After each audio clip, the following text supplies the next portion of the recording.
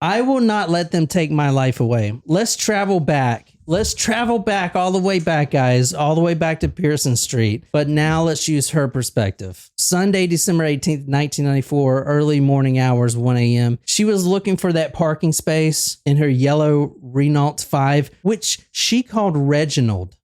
That was what she called her car. And she had a very bad feeling. She parks under this old tree and she was kind of going to make a run for it, but she didn't see anyone. And then all of a sudden he was there. Then suddenly he was there. I had just turned off Reginald's engine and flicked off the lights. It was so routine. I did it all in one swift movement. As I reached over the passenger seat to gather up the pile of clean laundry I had just picked up at Kim's, I felt a gush of warm air as the car door next to me was wrenched open. Allison feels the knife on her neck. She describes it as cold and spiny. And as he jerked my car out to the street, I wondered if I would be able to jump out. Do it, do it, do it. A voice screamed inside my head, but I couldn't take that chance. I felt strangely immobilized, aware that although this man appeared to be calm and looked so ordinary, there was a menacing edginess brimming below. The man turned the key to the ignition. Allison, at this point, like you just heard, could probably jump out, but she's in complete shock. This man speeds away. He's fumbling for the lights. That's how we know all this stuff. Fumbling for the lights. Eventually he screams at her, "Where's the lights?" She points to him. He lights a cigarette up and then he's speeding away, not trying to go too fast. He doesn't want to get pulled over. He's going down side streets. He's flipping the car around. He gets on Main Street. He's looking for someone, and he says that he is looking for a man who had broke his TV, and that is the reason he stole her car.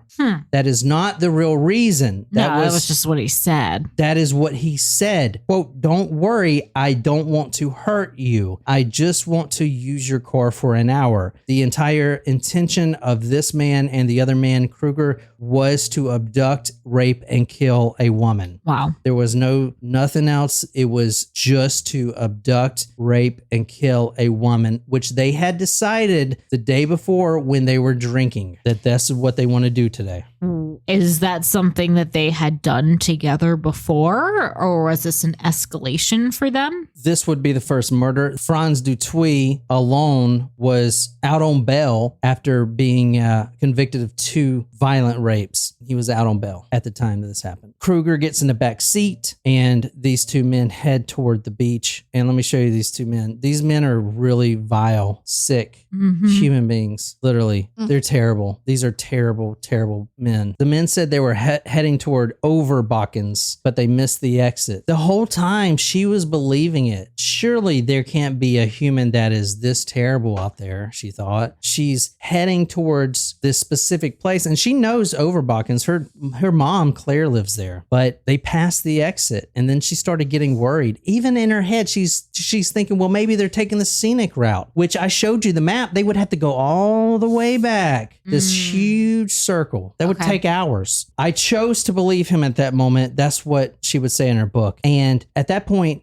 before Kruger got in, right when he jumped in, he asked if she was the one that lived at apartment number 1, which, you know, now we know that he was watching her, waiting for her to come back. She even asked his name at one point, which she gave him a fake name of Clinton. We know his real name is Franz Dutuy. And if it wasn't for her surviving, if it was not for Allison having the courage to survive, there would be another female dead. Oh, because they had at least one more. They had already, yeah, exactly. At least one more, because the next female they had already planned, they were going to rape her and then throw her off a bridge. Oh, wow. So if it was not for Allison, there would be more. Wow. So why don't you just let me get out and take the car? That's what she asked him. No, I want company. I have to find this friend of mine who stole my TV and he owes me money. Some friend. Was it ended up going to be Kruger? Yeah, it's the same guy, Kruger, yeah. No, I'm saying because like he, yeah. Yeah, it was a lie to get her to. Yeah. So she doesn't freak out, I guess, or try to flee.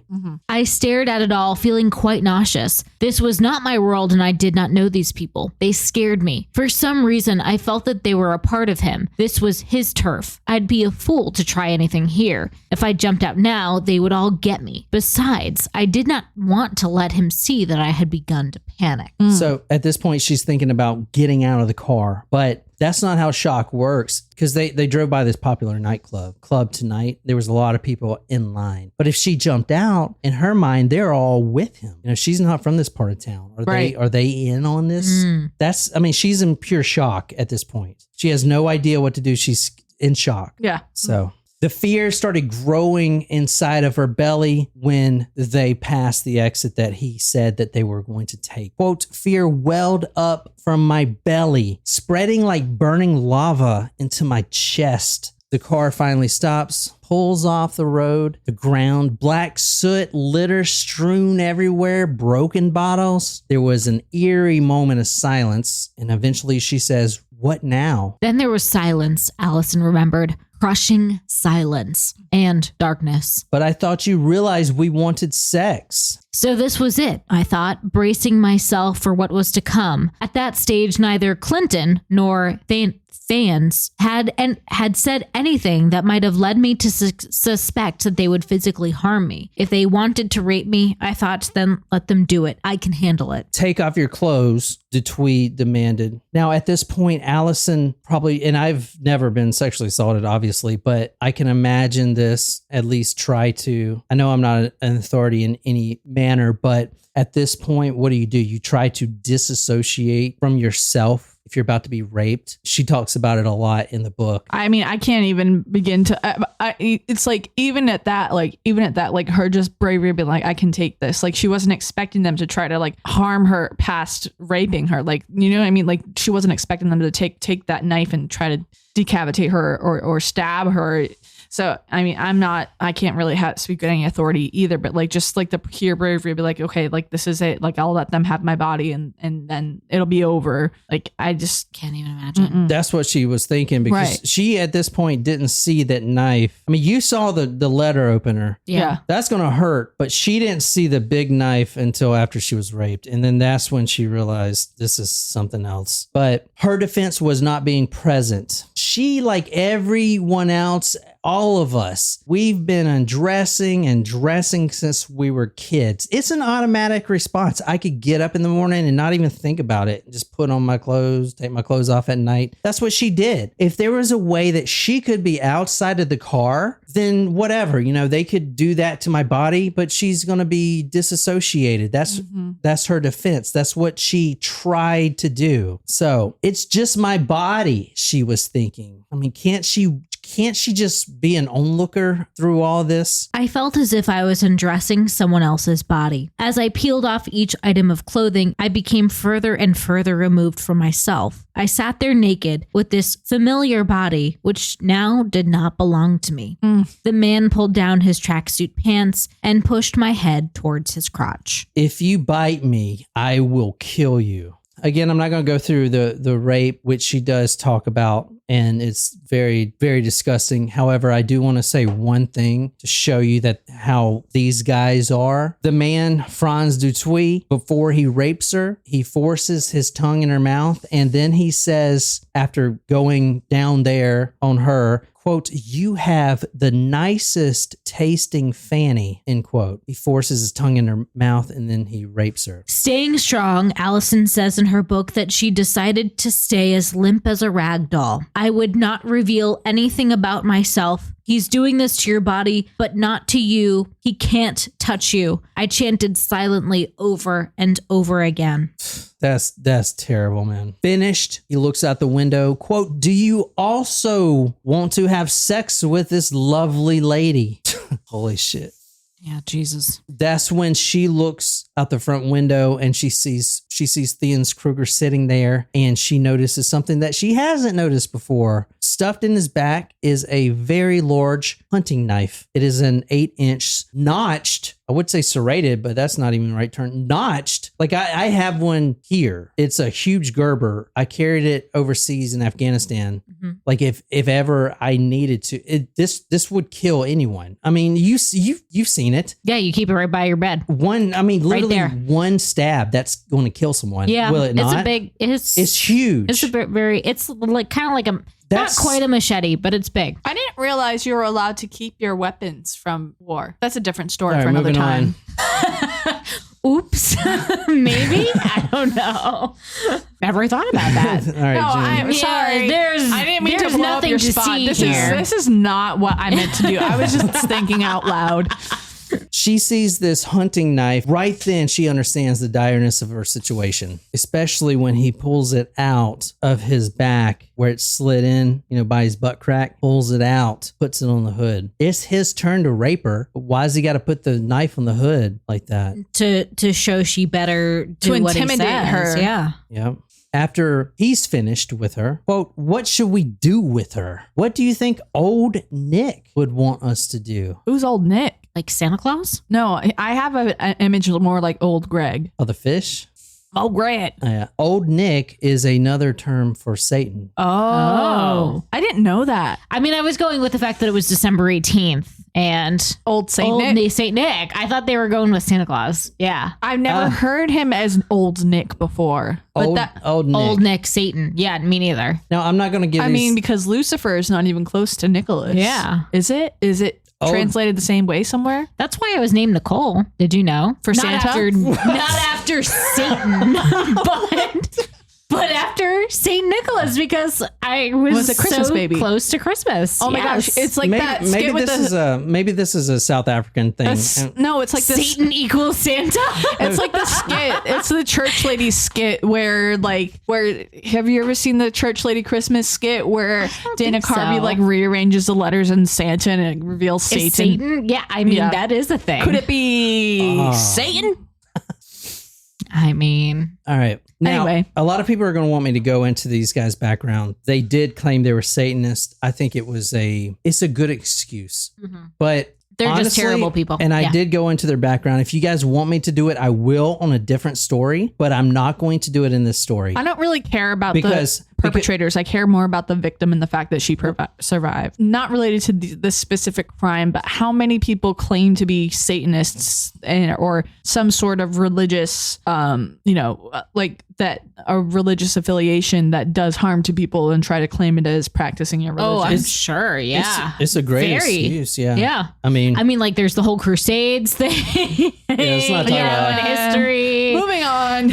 Did you watch History Everyone does it in the sake of religion. Yeah. Did you watch History of the World Part 2 yet? No, but I really do want to. I'm very excited with the characters that are there. Did you watch it? Mm-hmm. It was good? Mm-hmm. All right. It was a little campy, but it was, it's like, 35 years after the original aired or something more than that. Do they also have the original on Hulu? I feel like they should. do have the original on Hulu. Okay, yes. good. So you can do a marathon. Yeah. Right after they say, what do you think old Nick would want us to do? They look at each other and they kind of chuckle.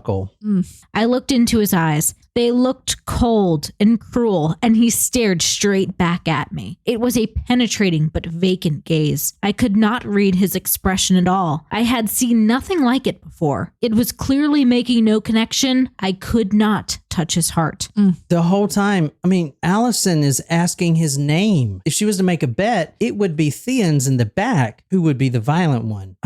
He called her a lovely lady. Now, which is sick and despicable, but he's a manipulator. Did you see? He's trying to, for some reason, get on her good side. I don't know. She's trying to employ some trust in her so that she is more likely to comply with his needs. So when he does what he does, she's more likely to. But after they're finished with her, she sees his eyes and there's nothing there. She's ordered to undress again. Now, if you read the book, which I definitely urge you to, there's little victories here, which really got me. And I don't even know if she counts them as victories, but you see it. She has to choose whether she's going to live or die. And before that, there's these small little victories. For instance, she talks about, okay, I'll undress, but I'm going to keep on my sandals, hoping they won't even see it. It's a defiant response. I'm going to do this. They're not going to see it.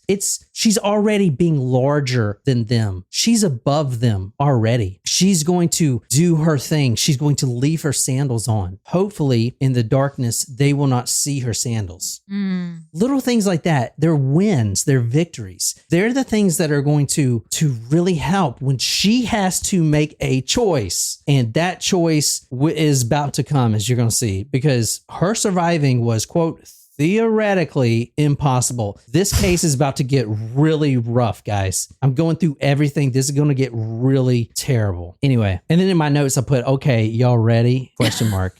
So this is where we ramp it up. This is the stabbing. Dutoit lunges forward, latching his hands around her throat. Now, this would be one of the first times of many that she loses consciousness. But she talks about how many times she loses consciousness through all this, which is not good because she is at this point about 100 meters away from the road. And out here, which I showed you on Google Earth, if there's any chance of her surviving, it is making it to the road. That is the only way she can survive. Losing consciousness is not a good thing. No. Okay. Now, when she's getting choked, now we talked about this last time about how people who commit suicide want to look their best. You know, they'll often take showers and put on perfume before they kill themselves. I know it's really morbid, but it's true. It's this human need to, I don't know, to not be embarrassed, to be in her best light. But when she's getting choked, like a lot of cases we cover, which I never really mention, but now I might start, when you're getting strangled, the woman or man often loses control of their bowels. The bowels move. Right. And at this point, she's actually embarrassed, you know?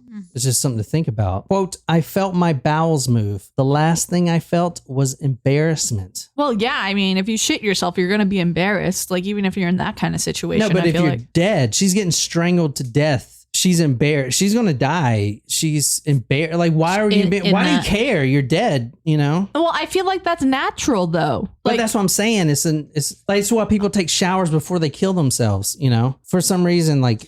Well, the same reason that you give all of your belongings away and clean your room. You want people to have a good last impression of you. So yeah, it would make sense that she felt embarrassed. Her world goes black again. She comes to, she's naked. They made her strip down besides her sandals. She's outside on the black soot, strewn litter, trash everywhere, broken bottles. One of the two men knelt over me. I couldn't see his face, but I saw his arm moving back and forth in a frenzy. Ew. What do you think this is? Is he stabbing her? 36 times she was stabbed in the abdomen. The moon was directly behind his head and formed a surreal halo. It was a horrific sight. My God, he's slashing my throat.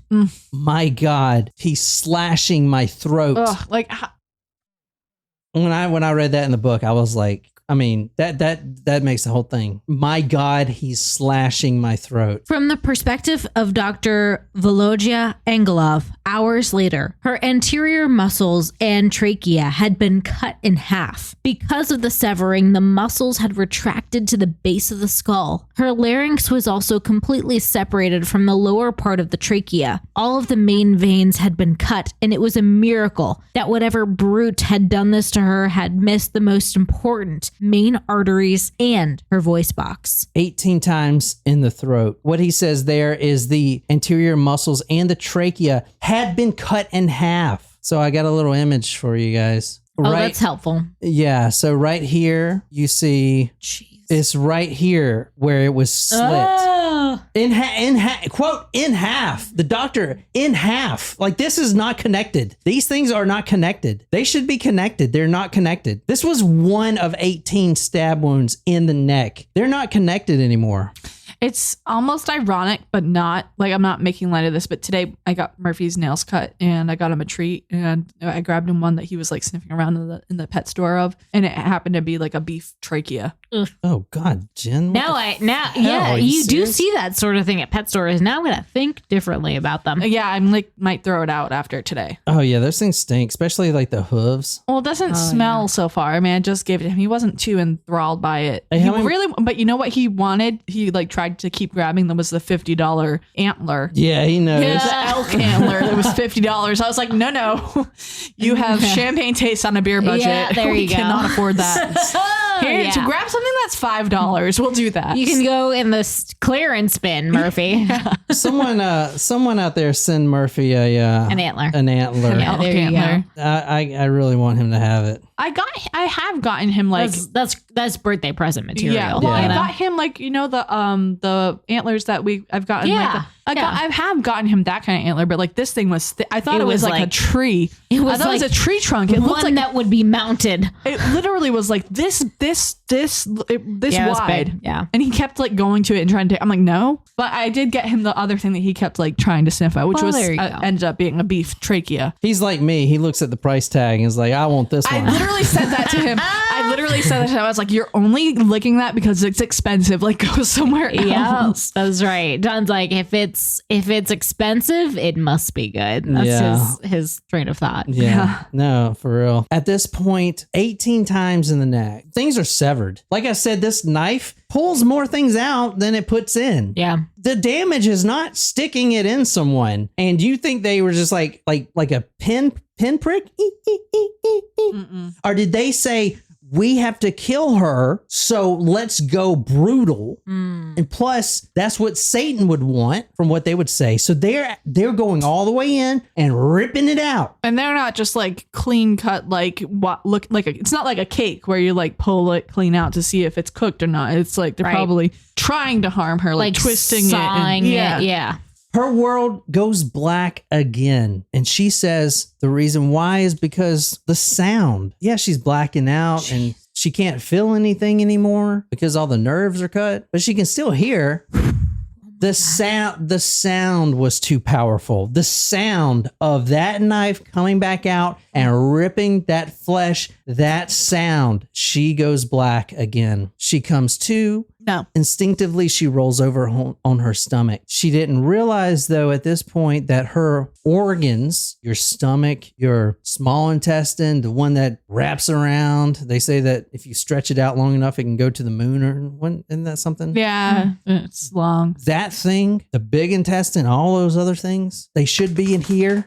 Now they're in the sand, they're in the dirt, they're in the black soot, they're in the trash strewn everywhere, and they're in the broken bottles. That stuff is outside of her body at this point. Wait. All of that stuff is out. Her intestines, everything is outside of her body. With that knife stabbed her 36 times in the abdomen. I told you that knife brings more things out than it puts in. Her organs were outside of her body. She rolls over instinctively, and those organs are now covered in sand and twigs and broken bottles and black soot, litter strewn everywhere. They're covered. Everything. Oh, shit. That's fucked up. From the perspective of Dr. Volovia Angelov, hours later, I then examined the wound in the pubic area. There were mounds of innards piled up on her abdomen. Hold on 1 second. There were mounds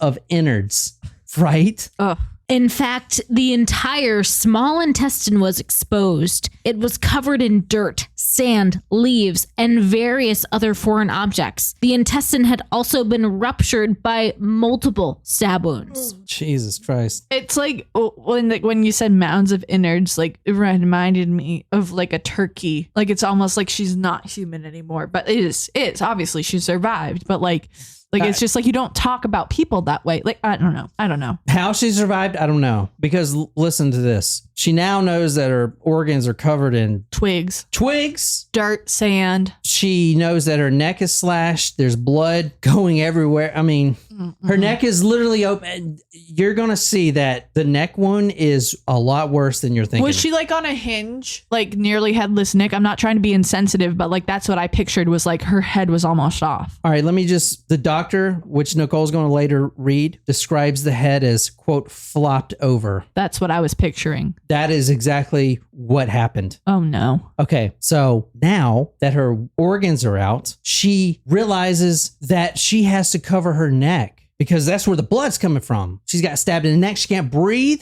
There's arteries. There's 2 big arteries right here. You got to cover that. I mean, everyone knows that. So to staunch that blood, she puts her hand to her neck like you would, like, oh, gotta cover this up. She put her hand to her neck. Quote, my whole hand disappeared into it.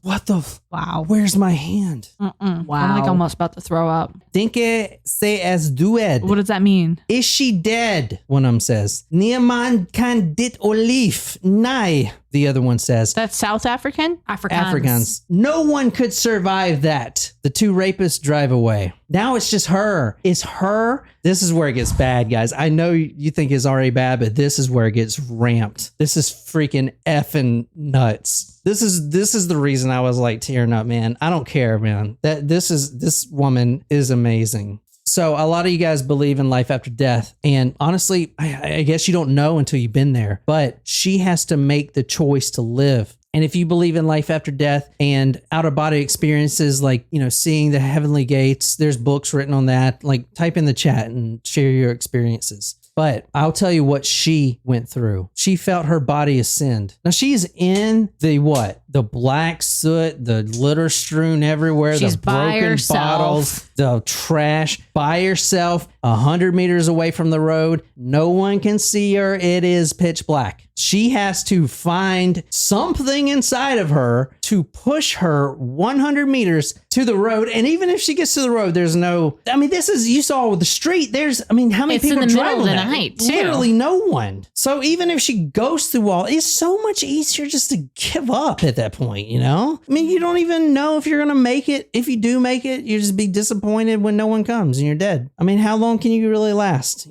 From one university study, I read, quote, out-of-body experiences or OBEs and near-death experiences, NDEs, have accompanied and fascinated humanity since times immemorial. OBEs, out-of-body experiences, are defined as experiences in which a person seems to be awake and sees his or her body and the world from a disembodied location outside his physical body. Never had it. My mom says she had it when she was on an operating table at one point, so I do believe it. And a lot of people have near-death experiences. They're looking at their body. They're somewhere up here looking down. And it's like, oh, look, that's me. Look at me. Twitch my legs. Look at that. They're looking down at their body. That's what she was doing. Bathed in light. She looked down. She saw her body. And she needs to make a choice. She was asked by someone she doesn't know, but she heard this voice, God or whatever, maybe not, I'm not here to judge. No idea. To her, someone had asked her, quote, do you want to go back? Do you want to go back and fight? Right then, she sees headlights beaming in the distance, a pretty far ways away. She decides to fight. Suddenly, I was back inside my body. It was like an elastic band that had snapped and returned to its original shape. She braces herself and tries to lift herself up. She looks down and sees her intestines and all of her organs. Quote, it was horrifying. There was just so much of me on the outside, end quote. She would talk about how she picks them up. She picks up these organs and they slither away. It's like a fish out of water. You can't grasp it. Just slithers away. More twigs, more dirt, more black soot. At that point, she's ready to fight because these guys are nothing. They're nothing. They're still nothing. They'll never be anything. She is sure as hell not going to let them win. She was prepared to drag her organs behind her, but then she saw that bloody shirt that they ripped off of her, that they made her take off. It's all bloody now. It's just right there, that bloody shirt. She's going to pick up these organs and wrap them in the shirt like a postman carrying a parcel. She's going to take him like you see a football, like wide receiver. He just caught it. He's got the football in there. He's running. She's going to cradle this shirt with these organs in it. And she's going to fight. Wow. Is this not crazy? Holy shit. Jesus. Holy shit. Like a mailman carrying a parcel. Now she's crawling at this point, and she can only use one arm, her left arm, to reach out in front, grasp some dirt, some sand, and heave herself forward. And how long is that going to take? With this one arm, she's got to hold the organs. Oh, what her neck? Oh, we'll get to the neck. She's not thinking about the neck. She's crawling at this point, so gravity helps, if you know what I mean, keep the neck in its place. So one arm, she heaves forward, the other arm clutching that package. Think about the dialogue she must be having with herself. You know, I've been in situations, like we've all been in situations where we talk to ourselves like, okay, you can do it. 1 foot forward, do. I cannot imagine. I mean, what? Okay, your head's almost off. Your organs are out. One arm, heave yourself forward. You only went a couple centimeters. Like, what is that dialogue? Seriously. Like, I mean, I don't know. I don't even want to pretend that I could imagine that. It's okay. Someone or something said, if you want to give up now and come, it will be all right. It was my own voice, but it was speaking at me. I certainly wasn't forming the words. Fight if you want to. Go on if you can, I told myself. I so badly wanted this all to end. I wanted to surrender and let go. I mean, you got to ask yourself, man, in the same situation when all that I described, could you? Anyway, she decided to. She heaves.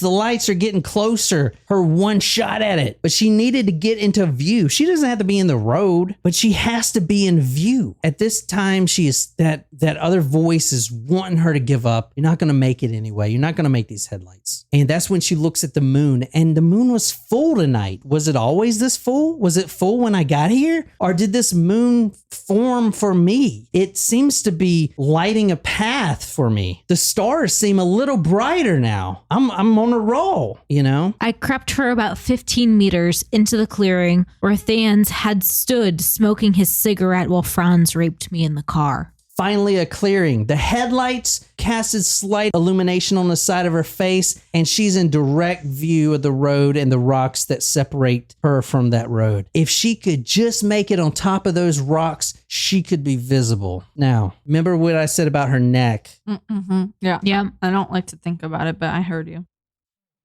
100 meters is one long length of the track. Of a track. That's far for that's a long ways to go. Mm-hmm. Like, I think she said exactly it was like 90 meters, but 100. I mean, Still 90 meters is approximately a football field. Yeah, it's a track. Because a meter is a little bit longer than a yard, correct? I think so. It's almost equivalent, but a little bit more, I think. Well, someone convert. Yeah. Well, she did realize that this was too long for her to crawl and make it, so she's got to get up. Oh no. With a tremendous effort, I hoisted my body onto the sandaled feet, and everything went black. I was conscious, but I could not see. Little wonder, my head, I realized, had flopped backwards and had almost rested between my shoulder blades. With one hand still clutching the shirt, I used my other to wrench my head forward again. All right, stop. Like literally nearly headless Nick. Yeah. That's what I was imagining, but I was not trying to make a comic up thing, but like that's legitimately. She's putting her head legitimately nearly headless Nick. This was her quote. My head, I realized, had flopped backwards and almost rested between my shoulder blades. Oh no, I do not like that. No. If she would jump up and fall back down, that thing would fall off. It's resting between her shoulder blades. Can you imagine? No. Can you imagine? No. I really cannot. How is she breathing? Like, I don't want to sound insensitive, but like if your neck is like well, that was where they said like it missed the main artery, and so I guess but the trachea, like if she was like I don't know, I don't understand. Like, well, if she's putting the head back, the trachea, I guess, could be like sealed when it's in place to breathe. Or just, Jen, hold on. I'll explain it to you. I don't know if I want you to. Like, Even I just though don't. Theoretically, it is impossible. But she's here, so I don't know. Her head was nearly severed, Dr. Angelov would later comment. He would say that her head, quote, flopped to her right. This is when she was on the table. Her head was just like this. Not looking. When he finally looked into her neck, he could see that the muscle nearly was cut completely in through, almost like literally by a one little tendon, that one tendon that could, I'm gonna save us. That one tendon, I'm gonna be strong enough to hold the whole head. If she would move her neck in a certain way, her head would fall off. Just looking straight down with no instruments, no spreader thing that the doctor needed, no little extractor, just looking straight into it, he could see the spinal column, quote, quite clearly. Wow. Jesus Christ. Looking into the front of her neck, seeing the spine. Jesus Christ. No shit, man. No, like No. From the perspective of Dr. Volodya Angelov, hours later, her neck had been split open almost ear to ear. It was as if she had been cut by a sharp razor. It was an angry, violent, and cruel wound, and I wondered what kind of savages had done this to her. The thyroid sliced in two, like a cutting a pizza slice. Here's your piece. It's separated, sliced in two. That's what he says, sliced in two. No Quote, pizza for us today then. She should have died from that wound alone. What is that? 1 out of 18 plus 36? What, like 60? 1 out of 60? Like, that is 54. I never believed in angels, but I don't know, man. I mean, I don't know. I don't know if they. I was going to ask you at the end of this if, I mean, you can answer at the end, finish the story first, but if this has altered your view of the afterlife or near-death experiences. This is crazy. She lost consciousness over and over. You can't do that. She is walking. The moon is lighting her path. One foot in front of the other. She's cradling her organs. The other hand, she's pushing her head back down to connect the esophagus, to connect the larynx. One foot in front of the other. You can't lose consciousness because then that's it. You just flop over and die. Okay. She says it's like someone was playing with a dimmer switch, like in your lights, like up and down, like a little kid comes over, is like, oh, look at this dimmer switch. The lights are up, then they're down, then they're up, then they're down, over, in and out, in and out, in and out of consciousness. She was in shock. Her blood pressure, when they measured it, extremely low, 90 out of 50. The pulse was 125. That is deathly high. She was in a state of compensated shock. Shock is when a patient loses a lot of blood. She's pretty much dry to the bone. No, she bled out. The body compensates by constricting these veins and vessels and arteries. The heart races, which is why the pulse was very high, because it's dealing with these constricted arteries, pushing harder and harder, desperate to pump more blood. That's, guess what? Not there, because it is covering the black soot, litter strewn everywhere, and broken bottles. She was severely dehydrated, and soon she would be in full renal failure. But for some reason, she pushes her head forward when it flops back, and she keeps on walking. Jesus Christ. I have never heard of it. Like, I've never heard of anything like this before in my entire life. Dude. I really haven't. Wow. I'm just very upset by this story, like, but also inspired. But just like it's inspiring. Yeah, this is the most insane thing I think I've ever heard in my entire life. Yeah, agree. As she walked these 90 meters or so to the road through the South African fynbos, what they call the bush area, fynbos. I looked that up.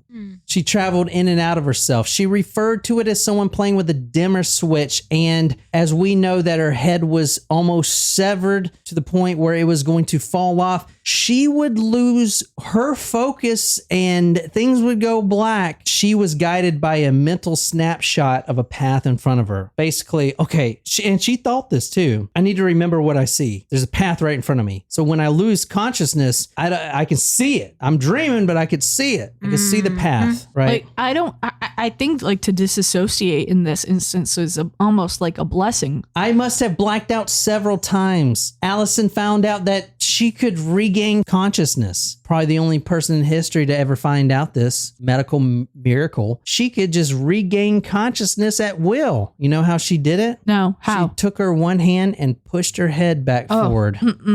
Jesus Christ. I want to vomit. But I'm still amazed by her. With one hand still clutching the shirt, I used the other to wrench my head forward again. With my head now in position, I returned my hand to my throat to stop the noise and the blood. To stop the noise. The noise is what's bothering her. She puts her hand back to her throat, quote, as if I had swallowed myself. I could feel the severed flesh, the stickiness, and the moist warmth of the blood. One foot in front of the other. She says it's, quote, like two huge unseen hands was pushing behind her. Go forward. Go forward. For what? You're going to hit the road so no one can find you? Give up. Jesus Christ. She falls. She gets up. She crawls. She falls. She gets up. She pushes her severed head back on her trunk. Oh my God. Then she realizes she was on the road. After all that time, she was on Marine Drive, and she lays right in the middle of the road. I lay there in the deathly quiet, thinking that it was wonderful finally to have a break from all the staggering and falling. I was on my back, my head slack to one side, my eyes level with the tar. Those headlights are now there. She made it. Remember those headlights in the distance that she was striving for? Finally, she connected. It was like perfect timing match because no one else is coming out here. She finally connected. It was perfect. I heard the engine rev, and then suddenly a car maneuvered itself around my body and just sped away. It was a Volkswagen Beetle, and I watched the taillights become pinpricks in the distance. The car just spun around her. That is horrible, yeah. But it also reminds us that good always trumps evil. Light always breaks through darkness. There will always out of the 9 billion or so people, there will always be more good people than bad. Finally, another car did come. A woman appeared and stood over me. She began to scream hysterically, the kind of scream you hear in some cheap horror movie. And I realized then how awful I must have looked. At that point, a handsome young man kneeled down, took her hand. She was back in the world again. Now is when she really has to struggle. It was 2:45 a.m. This man, his name was Tian. This is him right here. This is him and her. Oh. You could not have asked for a better outcome than this. He is now Dr. Tian Elard. He was a student at the time that he comes across Alison. He had been going to veterinary school. Shit.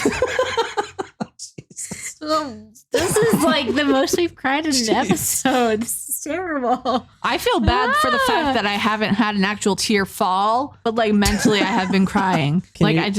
So we're going to put a little bit of his commentary in there while we finish this up. The first thing I noticed as I knelt beside her was the pool of thick congealed blood that had collected around her head and neck. She was also absolutely filthy, covered in sand and dust. The veins on her forehead bulged. Her eyes were open, one bloodshot, one swollen, but she seemed to be lucid. She was looking straight at me with fearful eyes. Luckily, this kid really wanted to be a veterinarian, and maybe that had spawned at a childhood when he spent day after day in hospital suffering from asthma. They could never figure it out, and he spent a lot of time in hospitals. So he instinctively kind of knew what to do. Got to cover that wound. Got to keep her conscious. He talks about how he's babbling, just trying to keep consciousness. He was the first one to mention it. The doctors would also mention it, every one of them. They looked at her and she had the prettiest green eyes they have ever seen. They were mesmerized at all this blood, gore, gross, disgusting bowel movements, all this stuff. The eyes were mesmerizing.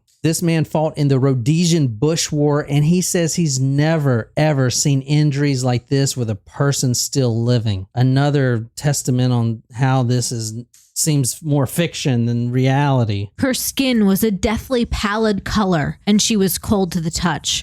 But she was alive, and that was all that mattered to me at that moment. I was determined to keep it that way. He tried to get her to respond, to see if she was lucid. He noticed that she was trying to show him something, and then that's when he saw it. She was pointing to her intestines, covered in twigs and leaves, piled up on top of her stomach in this little parcel, the bloody shirt she had wrapped up. From Alison's perspective, "Hey," he said, gently nudging me, "don't close your eyes." He flicked a lighter and asked me to look at the flame. He kept on talking, asking me questions. He told me I had beautiful eyes. "Have you got a boyfriend?" he asked with a smile. 2 squeezes. "Would you like one?" he cajoled. 1 squeeze. He told her that she has to stay alive. She has to, because she ruined his shirt. Oh. Jesus. Oh my God.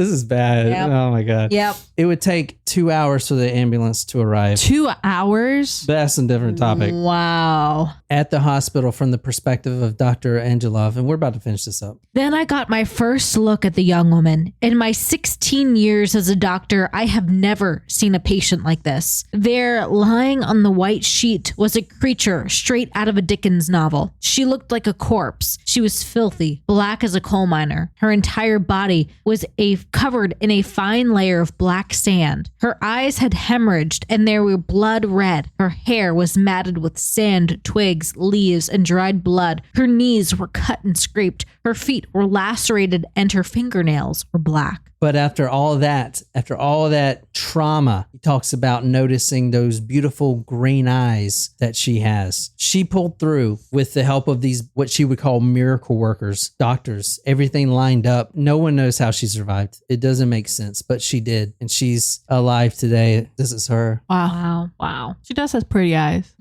It's an incredible story, man. Incredible story. But that's the survival story. Wow. I did put the one last thing in there from her book, if you want to read Away from It All. Away from it all, I came to the realization that I lived my life not by chance, but by choice. My most significant realization was that no one could make me be or do anything that I did not want unless I gave them the power to do so. The same applied to Franz and Thans. I could surrender my life to those total strangers who had tried to kill me, or I could honor myself and find a new meaning to life. I was determined not to let them take my sanity, my confidence, my character, my personality. These were things that were precious to me, more so now than before, and I would never give them the power to destroy it all. If I remained angry at Franz and Thans, I would be giving them power over my life.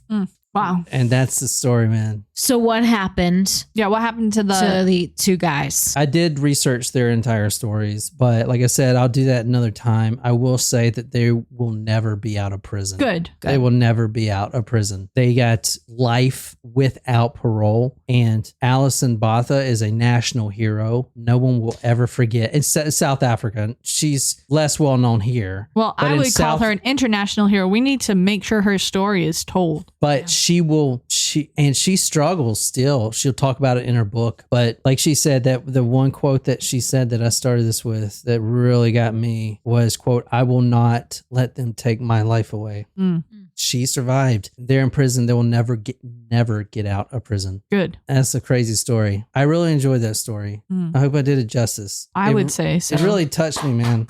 That story really got to me. Really well done. Yeah. So, I mean, what an amazing person she is, you know, just complete amazing. But that's her. I hope you guys like that. We might, man, I'm toast. I think that was probably 2 parts worth there. Yeah. And so if I think that might be Yeah. So usually, emotionally all I can handle today. Yeah, I don't know if I can do anything else. yeah, I'm sorry guys. Usually I cut that up for Supremos, but since that was just one long one, I will say that we are doing Tuesday episodes now that we started. This will be a real short episode, you know, because hopefully Jen can get on, but we got to hustle, so we got to do short episodes. So that Jen can get on. That's right. So that she can quit her second job so she can do her third The job. next 2 weeks, I won't be able to. Anyway, that's all I got. I hope you guys enjoyed it. Anything else? Thank you so much, guys. All right. Thank you so much. Until next time, good night, you lovely, lovely people.